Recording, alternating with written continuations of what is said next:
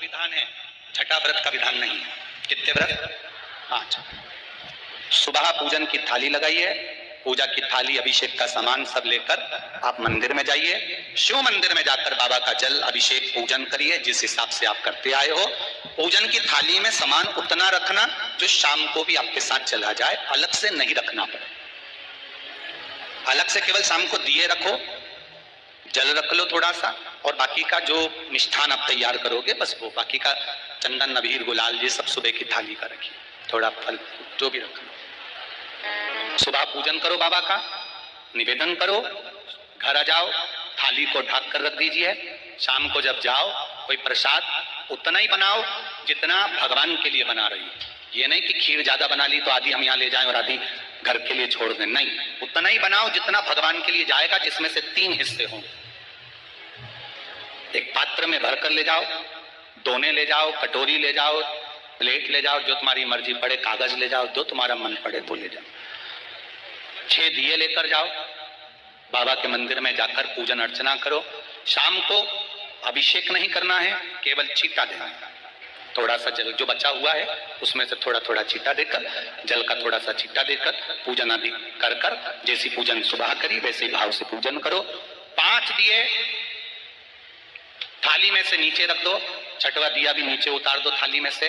5 दिए लगाना जब प्रसाद के 3 हिस्से पूरे कर दो, प्रसाद के 3 हिस्से रख दो नीचे, फिर दिए लगा दो 5। एक दिया उठाकर जिसको जलाया नहीं है वापिस अपनी थाली में रख दो। 5 दिए प्रज्वलित कर कर बाबा को निवेदन कर दो, बाबा आज मेरा पहला पशुपति व्रत है, इसको स्वीकार करना। दिल से बाबा इस कार्य के लिए मैंने करा है, इसको स्वीकार कर लेना।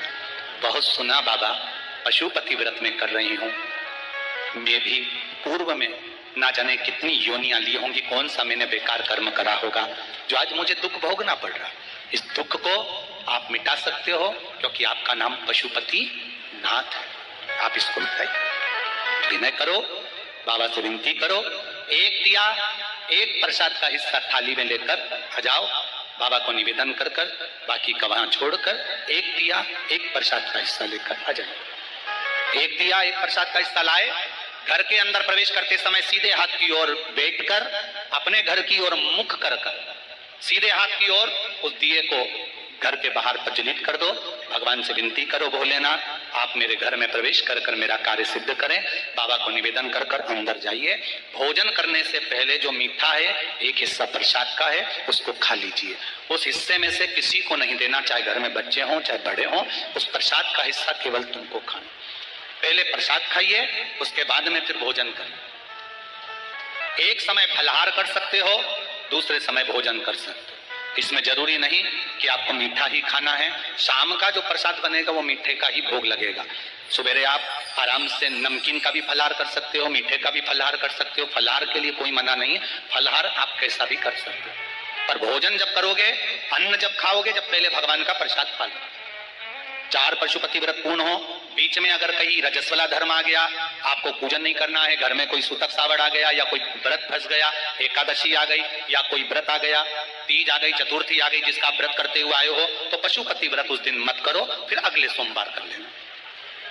3 हो गए, एक रह गया बीच का, उसको अगले में करो, वो चौथे में गिनती में आ जाए। 5वां छूट गया, कोई बात नहीं, 1 महीने बाद तो होगा, 8 दिन बाद तो होगा, 15 दिन बाद तो होगा, फिर उसको गिन लो, 5वां हो गया। महाराज ऐसे 5वां व्रत जब आए, 5वें व्रत के दिन शाम को जब पूजन करने जाओ, एक श्रीफल, कुछ रुपए, 11 रुपए आदि जो भी है, नारियल पर रखकर बाबा को विनय कर कर, बाबा आज मेरा पशुपति व्रत पूर्ण हो रहा है, आपकी कृपा हो, मेरी झोली भरना बाबा, विनती करो।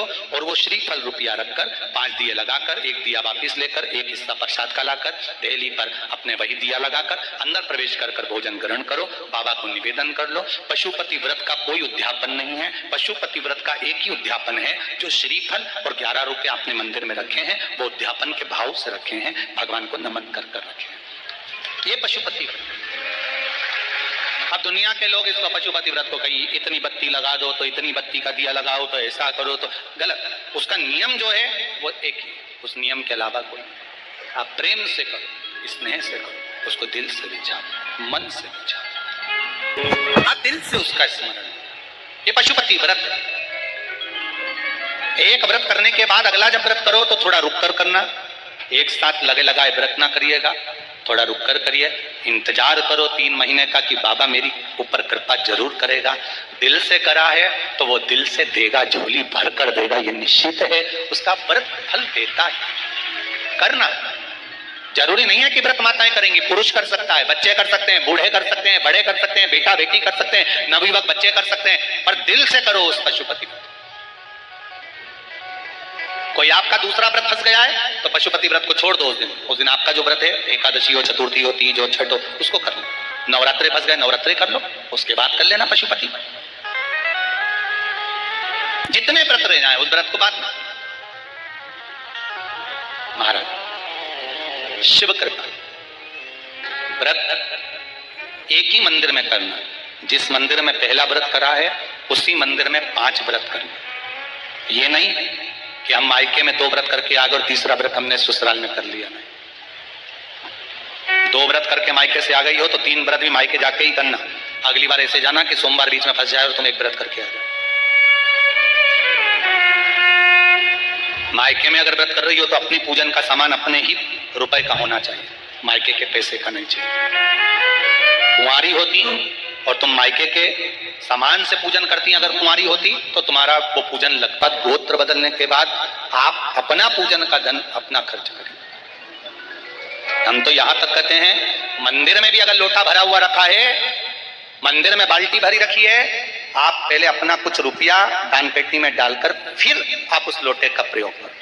पीपल के पेड़ के नीचे पूजन करने गए, आंवले के पेड़ के नीचे पूजन करने गए, बड़ के पेड़ के नीचे पूजन करने गए, किसी की लगी लगाई थाली मिल गई, सामान मिल गया, उसके सामान में से आप मत चढ़ाइए। आपके पास जो सामग्री है आप उससे पूजन करें। अपने पड़ोसी से 1 रुपया भी मांगकर भगवान को मत दीजिए। जिस भगवान को देते हो उस भगवान को बुरा लगता है कि मेरे सामने खड़ी होकर हाथ पड़ोसी के आगे फैला रही है, तुम मुझसे मांग, मैं तुझे झोली भर कर दूं।